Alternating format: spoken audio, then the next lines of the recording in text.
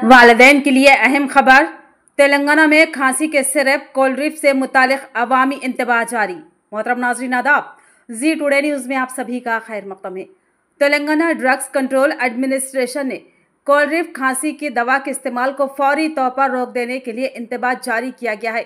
ये इक़दाम बच्चों की अमवात के बाद उठाया गया है।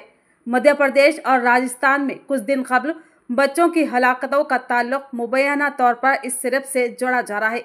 इस सिरप के बैच नंबर SR13 में DEG नामी जहरीला मादा पाया गया है।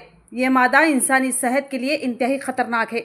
इस जहरीली मिलावट की वजह से बच्चों में गुर्दों के इन्फेक्शन और दीगर पेचीदगियां पैदा हो सकती है। कई जानें जा चुकी है। अगर आपके पास कोल्ड्रिप सिरप बैच नंबर SR13 मौजूद है तो उसे फौरी तौर पर इस्तेमाल करना बंद कर दे और इसकी इत्तला हुकाम को दे। मुकामी ड्रग्स कंट्रोल अथॉरिटीज़ को इसकी इत्तला दे या उनके टोल फ्री नंबर पर राब्ता करें। तमिलनाडु के हुकाम ने भी इस बैच को मिलावट शुदा करार दिया है। इसमें डाईएथिलीन ग्लाइकोल मौजूद था, जो कि एक जहरीला मादा है। मध्य प्रदेश हुकूमत ने छिंदवाड़ा जिले में 9 बच्चों के अमवात के बाद कोल्ड्रिप दवा की फरोख्त पर पाबंदी लगा दी है।